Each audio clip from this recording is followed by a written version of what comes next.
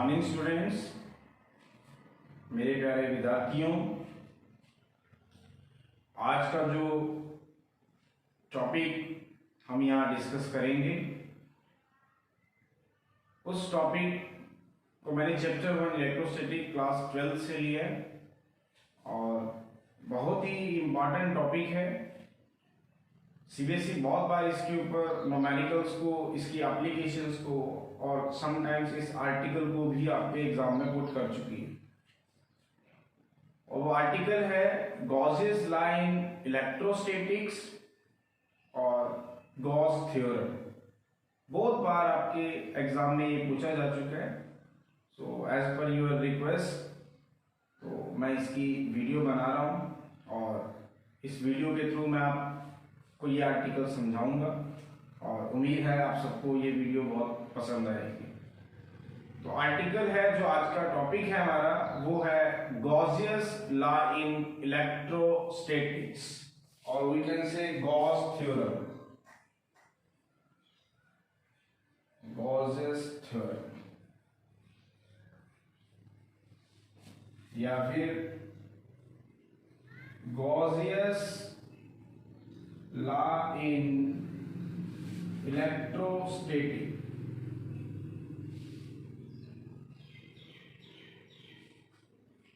क्या कहते हैं हमें ये गॉस थ्योरम और Gauss's law in electrostatics?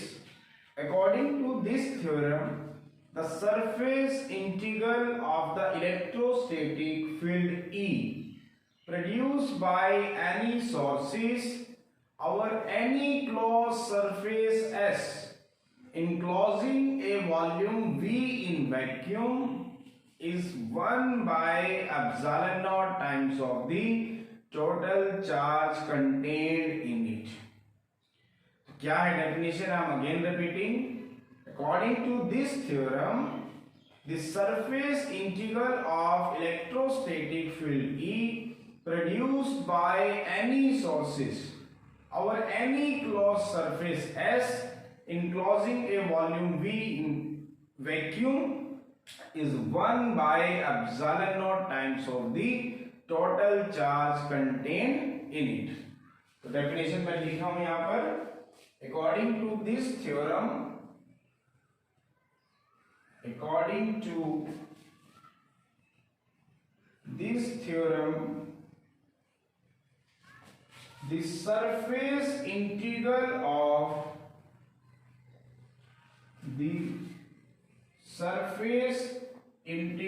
of electrostatic field E, electrostatic field E produced by any sources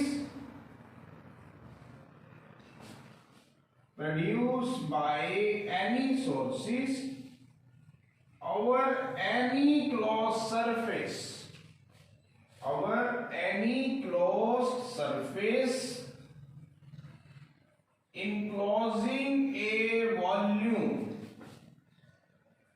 enclosing a volume V in vacuum is 1 by epsilon naught times of the total charge enclosed in it. क्या definition है? देखिए ध्यान से. According to this theorem, the surface integral of electrostatic field E produced by any sources over any closed surface S enclosing a volume V in vacuum is 1 by epsilon naught times of the total charge enclosed in it. Total charge enclosed in it. कि मैंने यहाँ पे क्या लिया? This is the close surface जो मैं यहाँ पे दिखा रहा हूं. This is the close surface.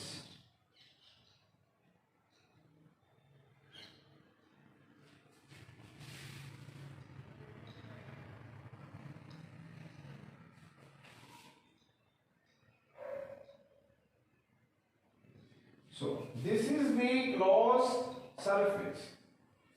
मैंने क्या लिया यहाँ पे, एक प्लस क्यू पॉइंट चार्ज ले लिया एट पॉइंट ओ पे।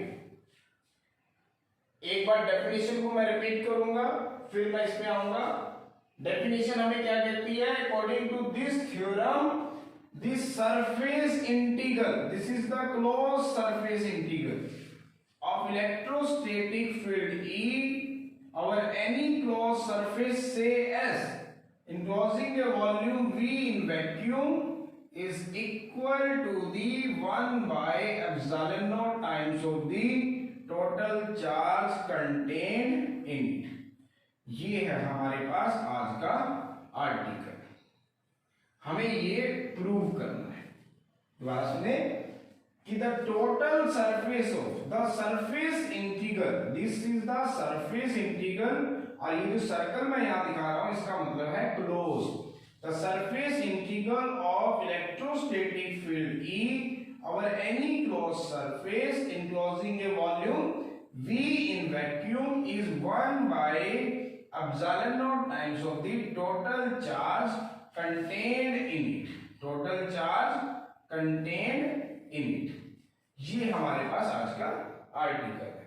तो मुझे अब इसको प्रूव करना है। तो प्रूव कैसे करेंगे, प्रूफ मैं क्या ले रहा हूं, suppose an isolated point charge plus Q at point O of the sphere of radius say R. मैंने क्या लिया है यहाँ पे स्टूडेंट्स, देखिए सभी ध्यान से, मैं एक प्लस क्यू चार्ज पार्टिकल को, जो कि एक पॉइंट चार्ज पार्टिकल है, इस पॉइंट ओ के ऊपर रख रहा हूं and this is the sphere, this is the sphere जिसकी रेडियस क्या है, आर है। तो अगर आप यहां पे एक पॉइंट पी मान ले, this is the point P, सुने मैंने क्या लिया, एक plus Q charge particle at point O के ऊपर लिया। Suppose a isolated point charge plus q is placed at point O on the center of the sphere of radius r।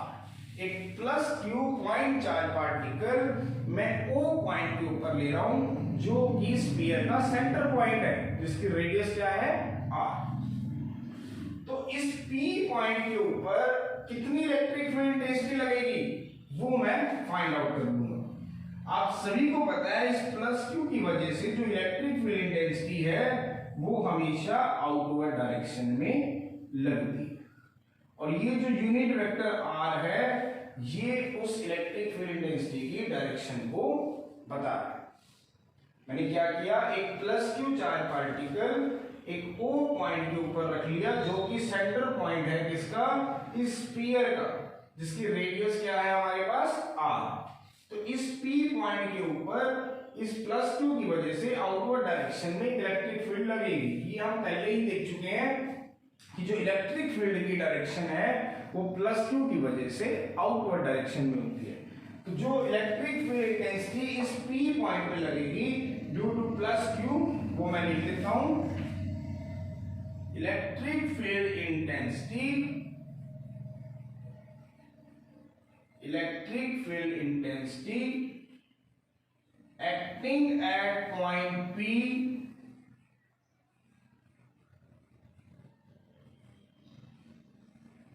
due to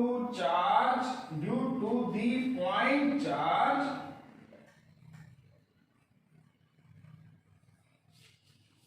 plus Q at O is given by, जो भी electric field intensity इस P point पे लग रही है इस plus Q की वजह से, उसकी वैल्यू कितनी होगी आपके पास, that is Q by 4 pi epsilon naught r square into unit vector r। So this is the electric field intensity acting at point P due to this plus Q, that is the point charge particle present at point O। अब मैं क्या कर रहा हूं, एक छोटा सा surface ले रहा हूं, this is the small surface. मैं क्या कर रहा हूं, एक छोटा सा सरफेस ले रहा हूं, ये सरफेस है हमारे पास, मान लेते हैं ds। आप सबको पता है कि surface area is the vector quantity, तो ds वेक्टर होगा आपके पास n unit vector into ds। Now what is n unit vector? It is the unit vector drawn normal to the surface area element. What is the unit vector? Unit vector is the unit vector means एक ऐसा vector, क्योंकि मैं आपसे पहले भी discuss कर चुका हूं कि सरफेस एरिया एक वेक्टर क्वांटिटी है, तो मींस आपको डायरेक्शन उसकी दिखानी ही होगी, और वो डायरेक्शन हम कैसे लेते हैं? Outward to the normal to the area element. तो मैंने ये जो एक स्मॉल सरफेस लिया है ds, तो ये n यूनिट वेक्टर इसका क्या है? This is the vector, this is the unit vector outward to the normal to the area. n unit vector क्या है हमारे पास? n unit vector it is the unit vector outward normal to the area element, ठीक है। और r unit vector क्या है? It gives the direction of electric field intensity from O to P, means in outward direction. तो total electric field intensity जो इस P point पे लगेगी ड्यू टू प्लस Q, वो मैंने फाइंड आउट कर ली by the definition of electric field intensity, Q by 4 pi epsilon naught r square into unit vector r, where r unit vector gives the direction of electric field intensity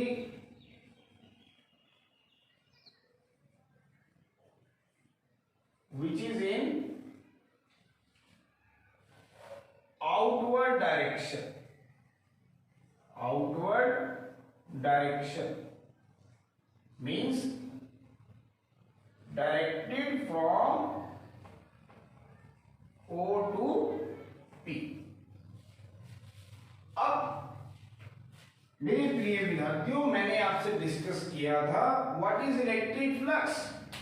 electric flux और an area in an electric field is the number of field of lines crossing that area, कि कितनी number of field of lines किसी भी particular area से किसी भी time interval T में pass होती है। If greater number of field of lines passing through the area then greater is the flux, if less number of field of lines passing through the area in the same interval of time then lesser is the flux. और इसका मतलब अब इस Q से जो electric field है वो बाहर की ओर लग रही है, तो जब भी इलेक्ट्रिक फील्ड ऑफ लाइंस किसी स्मॉल सरफेस से जाएगी तो इसका मतलब एक फ्लक्स आएगी। तो हम क्या करेंगे? सबसे पहले इस फ्लक्स को कैलकुलेट करेंगे। मैं क्या करूंगा? इस फ्लक्स के से मैंने आपको बताया कि इलेक्ट्रिक फील्ड ऑफ लाइंस इस डायरेक्शन में जा रही है। अगर इलेक्ट्रिक फील्ड ऑफ लाइंस इस डायरेक्शन में चलेगी, वो इस सरफेस से पास होंगी, तो इसका मतलब एक फ्लक्स आएगी। मैंने मान लिया कि स्मॉल सरफेस से जो फ्लक्स आ रही है दैट इज d फाई। तो सबसे पहले उस फ्लक्स की वैल्यू को फाइंड आउट कर लेते हैं, that is d phi e and it is given by the number of field of lines, that is E is the number of field of lines passing through this surface से ds। अब जब इसको open करेंगे तो what is the value of E? That is Q by 4 pi epsilon naught r square unit vector r dot ds को मैं कैसे लिख सकता हूं? That is n unit vector into ds। तो हमारे पास अगर आप देखें तो d फाई e इसकी वैल्यू कितनी आ गई? Q by 4 pi epsilon naught r square into ds। This is because r unit vector dot n unit vector. मैंने आपको बताया था a unit vector, a vector dot b vector क्या होता है हमारे पास? ab cos theta. तो r unit vector dot n unit vector क्या होंगे हमारे पास? r unit vector n unit vector cos theta.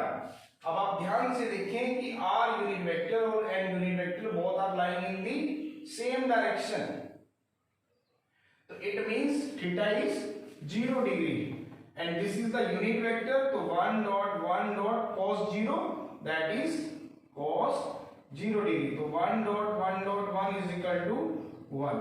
तो हमारे पास इसका मतलब r डॉट n की वैल्यू कितनी आ गई हमारे पास 1।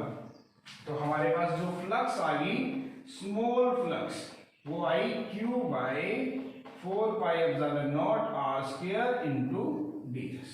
This is the small flux which is created around this surface ds when e number of field of lines passing through this small surface area element। लेकिन हमें तो क्या करना है, पूरे के अकॉर्डिंग निकालनी है। We have to calculate the total electric flux over the whole area। तो हम क्या करेंगे, इंटीग्रेशन ऑन बोथ साइड। तो taking integration on both side, taking integration on both side. तो जब आप इंटीग्रेशन लेंगे तो D phi E close surface के अराउंड ले रहे हैं, तो ये बनेगा हमारे पास close surface Q by 4 pi epsilon naught R square into DS. तो हमारे पास हमने क्या करना था, हमने जो फ्लक्स निकालनी थी वो पूरे सरफेस की निकालनी थी, जबकि हमारे पास जो फ्लक्स आई है वो सिर्फ एक स्मॉल सरफेस की आई है, दिस वन। इस सरफेस की हमारे पास फ्लक्स आई है, दिस वन। हमें निकालनी है पूरे की, तो हमने क्या किया, इंटीग्रेशन कर दिया। जब इंटीग्रेशन करेंगे, taking integration on both side, तो अब आप इंटीग्रेशन जब करेंगे तो integration of D phi E क्या बनेगा आपके पास, phi E is equal to that is S Q by 4 pi epsilon naught R square into DS. तो फ्लक्स आ गया आपके पास phi E that is S, तो यहां से हम Q by 4 pi epsilon naught R square बाहर ले लेंगे, तो ये बनेगा इंटीग्रेशन ऑफ डीएक्स। तो what is phi E Q by 4 pi epsilon naught R square. अब जब इंटीग्रेशन ऑफ डीएस करोगे तो मींस आप पूरे सरफेस की बात कर रहे हो, and this is the sphere. मैंने शुरू में ही कहा था कि दिस इज द स्फीयर, तो स्फीयर का सरफेस एरिया कितना होता है 4 पाई आर स्क्वायर, क्योंकि इसकी रेडियस क्या है r। तो आपके पास फाई ई की वैल्यू आएगी that is Q by epsilon not. जब मैंने एक single isolated point charge q इसके अंदर रख लिया, तो मेरी फ्लक्स कितनी आई q बाय एप्सिलॉन। अगर मैं ये मान के चल लूं कि इसके अंदर n पॉइंट चार्जेस हैं, if there are the n point charges, if there are the n point charges, मैं मान रहा हूं कि इसके अंदर n point charges हैं, if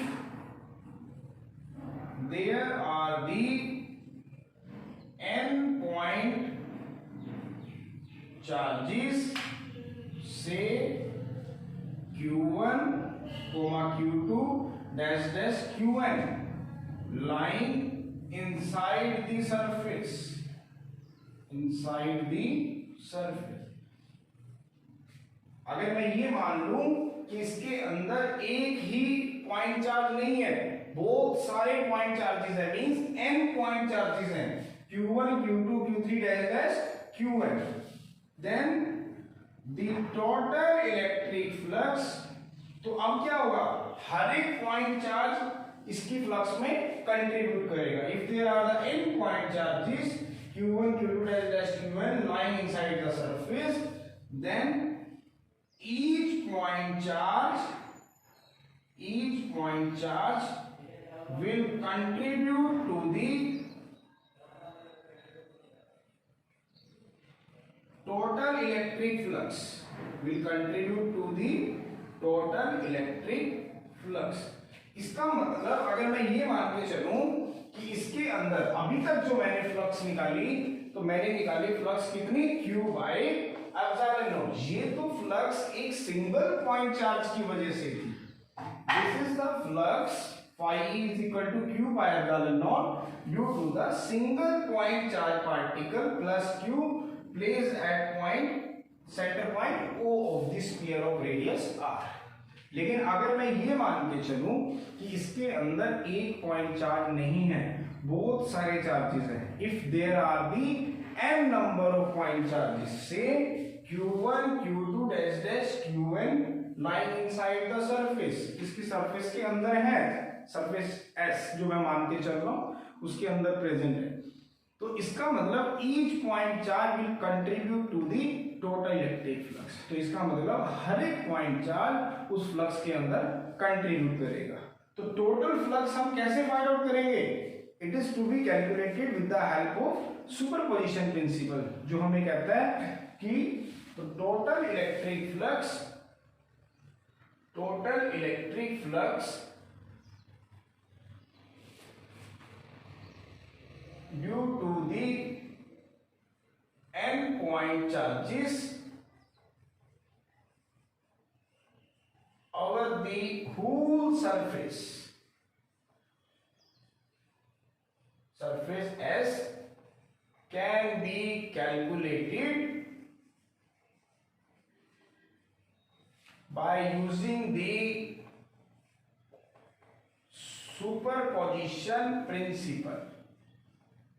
सुपरपोजिशन प्रिंसिपल। अगर मैंने क्या किया, इसके अंदर मान लिए कि n पॉइंट चार्जेस है, तो टोटल फ्लक्स, तो आप सबको पता है कि हर एक पॉइंट चार्ज पार्टिकल अपनी उस टोटल फ्लक्स के अंदर अपनी कुछ ना कुछ कंट्रीब्यूशन जरूर देगा। तो जो हम टोटल फ्लक्स निकालेंगे due to the n point charges, वो हम कैसे निकालेंगे? By using superposition principle. क्या कहता है हमें superposition principal?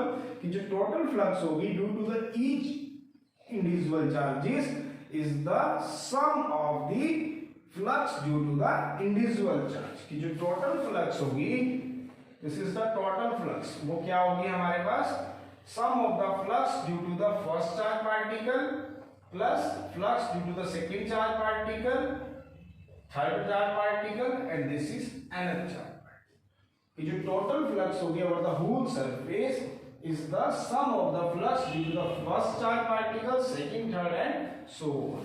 Now what is phi due to the point charge particle? हमें निकाला था q by epsilon naught। So due to the first charge particle it comes out to be q1 by epsilon naught। Due to the second it comes out to be q2 by epsilon naught, and it is q3 by epsilon naught, and it is qn by epsilon naught। तो अब ऐसा करेंगे, हम 1 by epsilon not common ले लेंगे, तो ये बनेगा q1 plus q2 dash dash qn plus q3 dash dash qn। तो फाई आ जाएगा हमारे पास 1 by epsilon not into q। It means जो फाइनल रिजल्ट आया हमारे पास वो आया E dot ds is equal to q by epsilon not. So this is the final result of the Gauss's law electrostatics. तो गॉसेस लॉ इलेक्ट्रोस्टैटिक हमें क्या कह रहा था, उस चीज को हमने यहाँ प्रूव किया। मैं डेफिनेशन दोबारा बता रहा हूँ कि गॉसेस लॉ इलेक्ट्रोस्टैटिक हमें क्या कहता था कि जो सरफेस इंटीग्रल होता है, this is the surface integral, और ये जो सिंबल है दिस इज का इसका मतलब है क्लोज सरफेस इंटीग्रल। तो surface integral of electrostatic field E produced by any source, this is the source produced by any sources over any closed surface S enclosing the volume V in vacuum is equal to the 1 by epsilon naught times of the total charge enclosed in it। So this is the Gauss's law in electrostatics, and or we can say Gauss theorem। बहुत बहुत important article है my dear students, अच्छे से करेंगे। इसके ऊपर CBSE बहुत बार numericals भी पूछ चुकी है, और इसकी कई इंपॉर्टेंट एप्लीकेशंस भी हैं जो मैं आपके साथ नेक्स्ट वीडियोस में डिस्कस करूंगा। तो होपफुली आपको मेरा ये वीडियो पसंद आएगा, और इस वीडियो के थ्रू आप इस आर्टिकल को बहुत अच्छे से समझ पाएंगे। So my dear students, I am again saying, if you like my videos then please don't forget to like, share and subscribe, so that and share it maximum to your colleagues, your friends, so that rest of them can also take the advantage of this video। तो my dear students, video जो मैं आपके साथ रोजाना share करता हूं उसका सिर्फ एक ही पर्पस है कि आप अपनी पढ़ाई को नियमित रूप से कर पाए और जो भी डाउट है वो इस वीडियो के थ्रू मैं आपके क्लियर कर पाऊं। धन्यवाद।